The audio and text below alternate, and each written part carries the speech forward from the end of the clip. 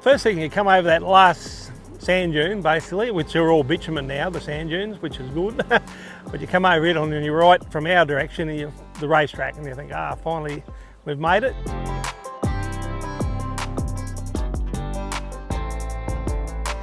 Then you've got another 2 k's to the Diamantina River, which is halfway to town, and that's where we camp along the river. All the horse trainers and that camp along there. And then basically you just drive into town on the right and left of the road. The last 2 k's in is just, that's where the campers just fill up.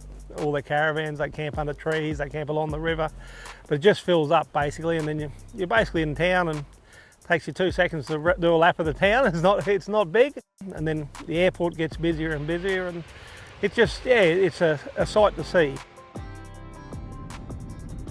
Just love it. Love the country out there. It's a different place. Probably the challenge, mostly the challenge of getting a team of horses and humans there back, win the race and get back home safely. That's probably, it's the hardest place to win a cup at, I've found in all my years of training, and it's basically in the middle of the desert, isn't it? It's remote, and it's a long way. It's 1140 k's from here, I think, and I think it's 1140 k's from South Australia, so Adelaide. So it's sort of in the centre of nowhere. So you can be there 7 days and you'll get 7 different days of weather, basically. And I've been there through all of them, like rain, hail, shine, floods.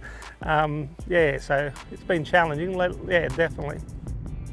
Back in 2003, I think we took a horse float and a gooseneck and a truck with the horses, and we loaded the gooseneck up, and it was 60 k flat up the sand dunes. And we do 7 or 8 hours the first day, go to Windora. We've done that religiously, and then next morning we go into Birdsville another 4 or 5 hours, and we should get them there safely.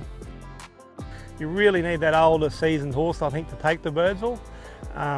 But I thought then finally I'll do a last trip, and a lot of pushing from a couple of my owners. They want to do the trip again, and that's so we sort of planned it. Generally sort of end of July, mid-June, I sort of start picking the horses out and try and set them for the races. If there's a class race or that, I specifically take them out for them. So basically that's what I've done, and we've got 6 geldings going out, and hopefully they'll all race well in their classes. Bors is it's named from a movie, apparently, and we call him nickname Wilson. I actually haven't watched the movie. The boys have all watched it and told me I've got to watch it. So anyhow, we'll see what he's like. He could get called lots of names by Birdsville, you never know. He stays, he runs a mile, which is what you want, and he's by Fastnet Rock, and Fast Fella was one of my horses that by the same horse that won a cup. So I thought they're generally good dirt horses, and we give him a run here the other day. He ran 3rd over the mile on the sand. He knocked up a bit, but just hopefully he gets a run and improves. I think he'll race okay. That was pretty special. Dance Floor Prodigy won. He was a good horse. We bought him from Melbourne, and Gary Gearan rode him, and Gary's a well-known bush jockey. He's a champion bloke, and his ride probably won him the race. We got him in with a light weight, and he got better as I got to know him, and he's a great old horse, Dance Floor Prodigy. He ended up winning the Roma Cup, and the Birdsville Cup. That was a pretty good feeling. Bloody hard race to win. Really, it's really hard. I haven't had a lot of runners in it, to be honest, but to win it the first time with him was pretty satisfying.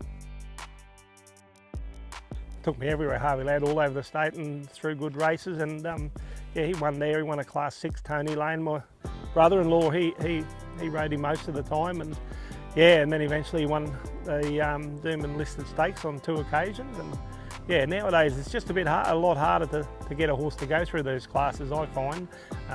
Probably just a competition of those interstate stables makes it extremely hard, to take that horse there. But they come along, but there's only one Harvey Ladd, and he was a very good horse.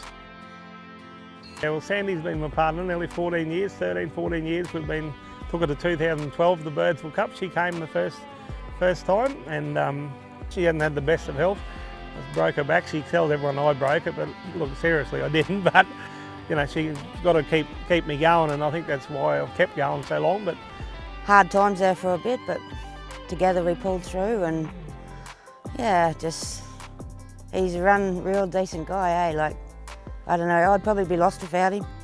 At the end of the year, I'm going to step away from training full time.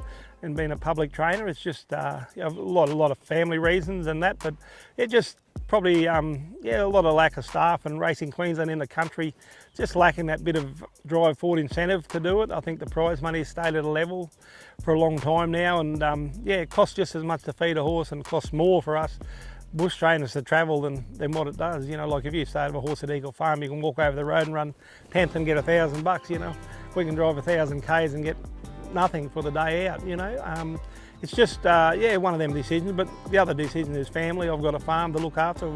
We've lost my mum and dad, and yeah, I've always loved the farm, and yeah, it takes a lot of my time running it now. I'd like to have a bit of time to myself. A lot of trainers keep going until they die, but yeah, I'd just like to have a bit of time the next few years and yeah, think about it and poke along and enjoy life a bit more. Craig was talking about winding down, and I've sort of been thinking of we've got to stay in the industry because we've both been in it since we were kids.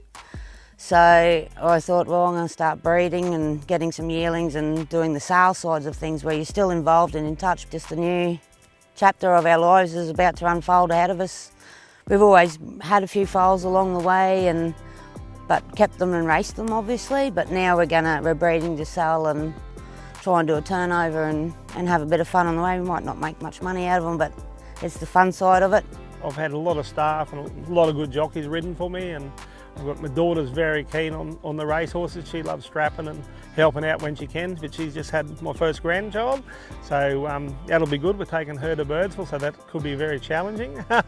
But yeah, family. My other son, he lives in Brisbane. He's got a job down there, and yeah, but they spend as much time as they can with us, and yeah, no, it's an operation. It doesn't happen just by me. I'm only the one that probably got to make most of the decisions, but yeah, I'm pretty easy to get on with and try and get on with everyone, and I can only do my best, and that's what I've always tried to do, and be fair and try and put the horses in the best place where they can earn them some prize money.